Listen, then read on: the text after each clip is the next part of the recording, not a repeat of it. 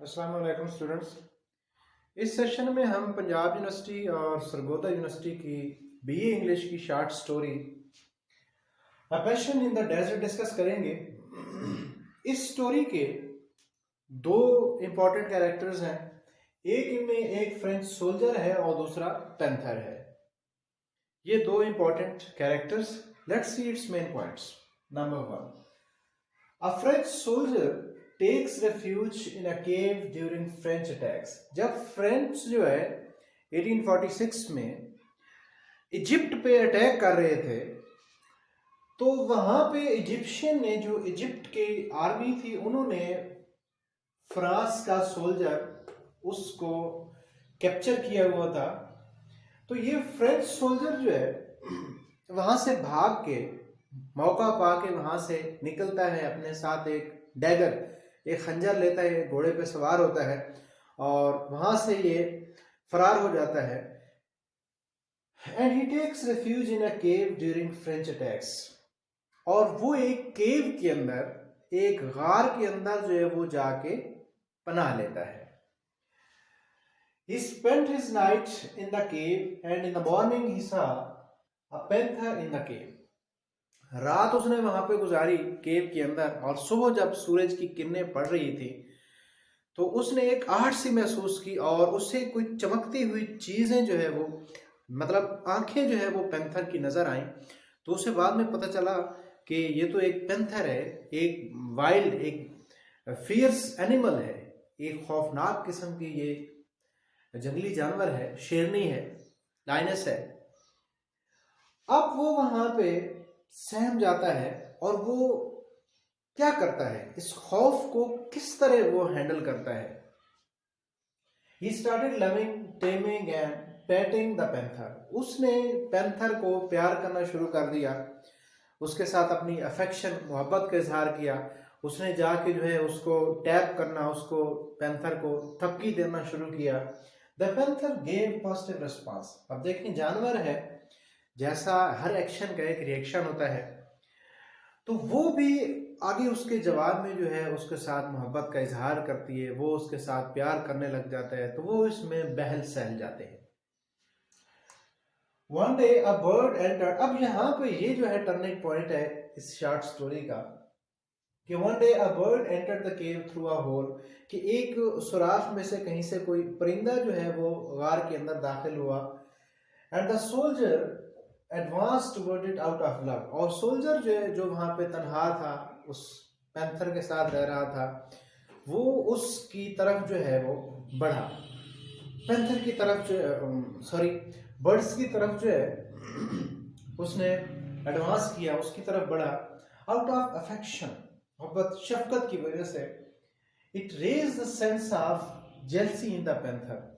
और पैंथर में जो जेलसी की फीलिंग्स हैं, जो जज्बात हैं, वो उजागर हुए। उसने कहा कि देखें, this soldier loves me, but now why he is advancing towards a bird. अब वो उस परिंदे को पकड़ने की क्यों कोशिश कर रहा है। तो उसे जो है एक जेलसी फील हुई, और उस जेलसी में क्या हुआ, it raise the sense of jealousy in the panther. और पैंथर ने क्या किया, the panther caught the leg of soldier, उसकी लेग को जो है वो पकड़ लिया।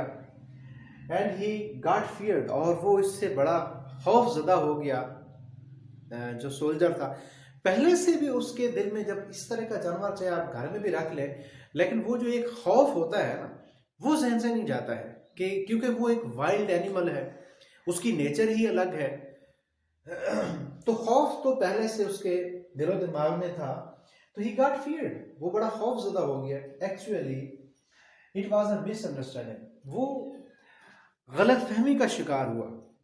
क्या उसने ये समझा कि पैंथर जो है वो उस पर अटैक करने लगी है, हालांकि पैंथर उसको जो है वो उस पर अटैक नहीं कर रही थी, उसे वो खाने वाली या मारने वाली नहीं थी। तो जस्ट शी काट हिज लेग, सिर्फ उसने उसकी लेग को जो है वो जबड़ों में पकड़ा तो छोड़ दिया। यानी उसने अपना एक मैसेज दिया कि आप जो है वो मुझसे मोहब्बत करने वाले हैं। इंसानों में भी जेलसी के जो फीलिंग है, जज्बात होते हैं, स्पेशली आप विमेन में देखें, जो भी उस से प्यार करता है, मोहब्बत करता है या लव करता है, तो वो चाहती है कि बस ये मेरा ही होकर रह जाए। Like the French soldier has become slave of panther, जिस तरह वो उसका गुलाम हो चुका था। Sorry for this words. तो ये एक मिसअंडरस्टैंडिंग थी। One day having an opportunity, अब वो सोल्जर जो वो मौके की तलाश में था कि देखें आज जो है इसने मुझ पर इस तरह अटैक किया तो ये मुझे नुकसान पहुंचा सकते हैं, जो पैंथर है। अब वो he was in search of an opportunity, मौके की तलाश में था। एंड हैविंग एन अपॉर्चुनिटी, मौका पाते हुए he killed the panther with his dagger, उसने बड़ा खौफनाक किस्म का वार किया। वो जो खंजर है वो उसके थ्रोट, गले में जो है मारा, और at the spot the panther was killed, panther का मर्डर हो गया। उसके बाद उसकी क्या फीलिंग थी? After killing the panther he got regret, तो उसने बड़ा दुख, ही फेल्ट सॉरी, उससे बड़ा दुख का, उसके जो जज्बात थे मोहब्बत वाले, उनको बड़ा जो है वो कर्ब फील हुआ। And he came to know his misunderstanding, और वो अपने आप को कोस रहा था कि मैंने गलत किया। एक्चुअली ये गलत फहमी का ये नतीजा निकला। और वैसे भी अगर दुनिया में देखें तो जहाँ भी कोई किसी के साथ मोहब्बत करता है, क्योंकि ये इमोशनल कांटेक्ट होता है, आप किसी के साथ मोहब्बत करते हैं तो ये जज्बात का एक कांटेक्ट होता है, और जज्बात की कोई एज नहीं होती, कि कोई लिमिट नहीं होती, किसी भी वक्त जो है वो ख़त्म हो सकते हैं। लिहाजा उस पर भरोसा नहीं करना चाहिए। The relationship should be permanent and established. तो ये उस मिसअंडरस्टैंडिंग में उस पैंथर को जो है वो कत्ल किया इसने। और उसके बाद वो ऐसे, उसकी फीलिंग्स क्या थी, वो क्या कह रहा था कि जिस तरह मैंने एक पर्सन को, एक इंसान को कत्ल किया हो। यूजुअली वाइल्ड एनिमल्स, अब देखें इसका जो मोरल लेसन है और किस हद तक इसने सही किया या गलत किया, वो इस लाइन को हम देखते हैं कि usually wild animals like the panther attack other living creatures like other animals, humans etcetera. जो वाइल्ड एनिमल्स हैं, चाहे आप जितने उनको टेम कर लें, पेट बना लें, उनकी जितनी आप तरबियत कर लें, लेकिन वाइल्ड वाइल्ड ही रहेगा। क्यों? कि उनका काम, कि उनकी नेचर क्या होती है, दूसरे जानवर, आप उसको छोड़ेंगे वो दूसरे जानवरों पे अटैक करेगा। इंसानों पे भी अटैक करते हैं। और क्यों अटैक करते हैं? इट्स इन देयर नेचर, वो उनकी नेचर बन चुकी होती है। It's a nature and nature can't be changed. और कहते हैं ना, इट्स सेड कि नेचर जो है वो तब्दील नहीं हो सकती है। So we should not go against nature. अगर आप, अब देखें जानवरों की नेचर क्या है? अटैक करना, खून बहाना, दूसरों लिविंग क्रिएचर्स पे हमला करना, और ये क्या है? उनकी नेचर है। तो we should not go against nature, हमें नेचर के अगेंस्ट नहीं जाना चाहिए। Otherwise we will have to face many tragedies in our life. तो बहुत सारी ट्रेजेडीज का सामना करना पड़ सकता है हमें, अगर हम नेचर के, कोई भी चीज़ जो नेचर के, कोई भी इंसान है, किसी भी आप फैक्टर ऑफ नेचर के आप अगेंस्ट जाएंगे, यू विल बी डिस्ट्रॉयड, तो आपको नुकसान उठाना पड़ेगा। अब आते हैं इस चैप्टर में जो इंपॉर्टेंट क्वेश्चंस हैं उनकी तरफ आते हैं। स्टोरी के मेन पॉइंट्स हमने डिस्कस कर लिए, और डियर स्टूडेंट्स मैं पूरी कोशिश कर रहा हूं कि आप सिर्फ इन्हीं पॉइंट्स का स्क्रीनशॉट लें, तो इन 10-12 मिनट के अंदर आपको हमेशा के लिए ये जो शॉर्ट स्टोरीज हैं ये याद रह सकती हैं। पूरी मेरी कोशिश है कि मैं इसका जो इसेंस है, जो क्रक्स ऑफ द स्टोरी है, जो इसका निचोड़ है, और कैसे हर एक स्टोरी को हम कंक्लूड भी कर रहे हैं ताकि आपको कोई इसमें मसला ना हो। ये हमने इसका क्रिटिकल एनालिसिस भी किया इस शॉर्ट स्टोरी का, इसके मेन पॉइंट्स भी हमने देखे हैं। अब इसके इंपॉर्टेंट क्वेश्चंस की तरफ आते हैं। A Passion in the Desert is a fantasy discuss। Fantasy कहते हैं इमेजिनरी स्टोरी को। जिस तरह रिपाक्सनीज डाटर जो है, कि एक फादर जो है अपनी बेटी, अपनी डाटर के लिए जो है वो इतना जहरीला और खतरनाक कैसे साबित हो सकता है, वो फैंटेसी है, सिर्फ एक इमेजिनेशन बेस्ड स्टोरी है। तो ये भी बिल्कुल उसी तरह है कि A Passion in the Desert is a fantasy। It goes without saying, no doubt, कोई शक नहीं कि A Passion in the Desert is a fantasy। ये एक फैंटेसी है, ऐसे जो रियल वर्ल्ड है उसमें ऐसे नहीं हो सकता है। अगर आप कहते हैं कि इस मॉडर्न दौर में होता है ऐसे, very little chances of such happening will happen, बहुत कम ऐसे होता है।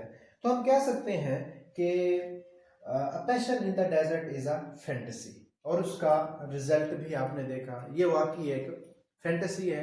रियल लाइफ में ऐसी चीज़ों की जगह नहीं होती है, जिस तरह बिल्कुल रियल लाइफ में मोहब्बत की जगह नहीं होती है कि एक कपल अपने साथ एक दूसरे के साथ जो है वो कितनी मोहब्बत, प्यार, जज्बात, फीलिंग, एहसासात कितने केयरफुल होते हैं, केयरिंग होते हैं। लेकिन आफ्टर मैरिज, क्योंकि असल जो ज़िंदगी है वो in each and every society, किसी भी सोसाइटी में आप ऑलमोस्ट देख लें तो वो मैरिड लाइफ होती है। जब शादी होती है तो उसके बाद जो जज्बात होते हैं मोहब्बत वाले, वो पता नहीं कहाँ पनाह लेते हैं, किधर चले जाते हैं वो। क्योंकि रियल लाइफ में ये जो फीलिंग्स हैं ये सिर्फ मूवीज में ही अच्छी लगती हैं, ड्रामास में अच्छी लगती हैं, रियल लाइफ में इन चीज़ों की कोई जगह नहीं होती है। तो ये भी इसी तरह है कि रियल लाइफ में ऐसे वाकयात जो है वो कम होते हैं। अगर ऐसे कुछ हुआ भी है, फॉर एग्जाम्पल हम क्रिटिकल एनालिसिस कर रहे हैं ना, if something happens like this, it doesn't becomes, it can't becomes an example, ये एक मॉडल नहीं बन जाती है। अगर ऐसा कुछ होता भी है कहीं दुनिया की किसी कोने में, तो ये मिसाल तो कायम नहीं हो सकती ना, ऐसे अगर हो भी जाए तो। लेकिन इट्स एन इमेजिनरी स्टोरी, ये एक फैंटेसी है, नॉन रियल स्टोरी है।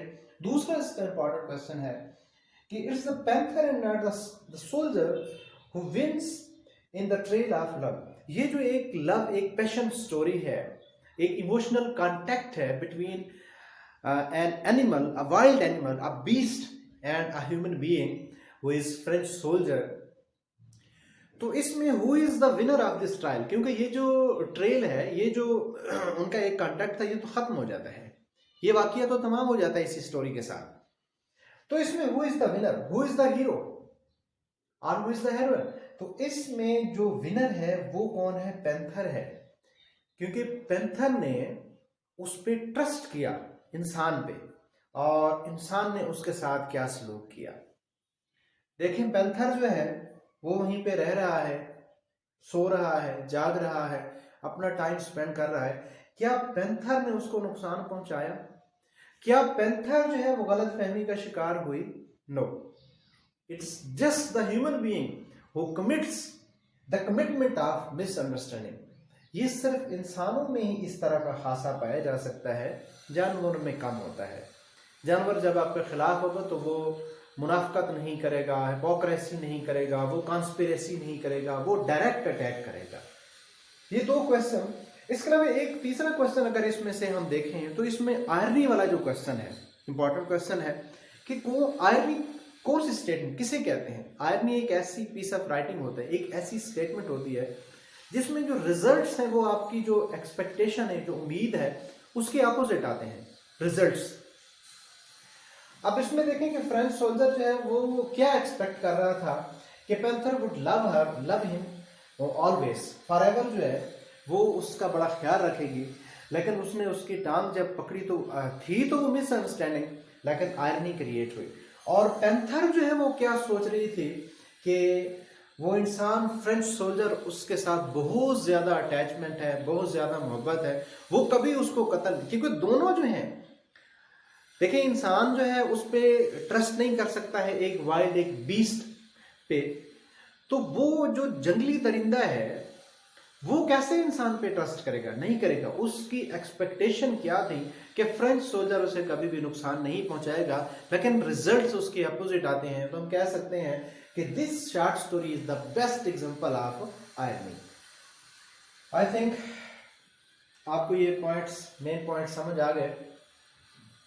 इंशाल्लाह नेक्स्ट लेक्चर में मिलेंगे। Thank you so much.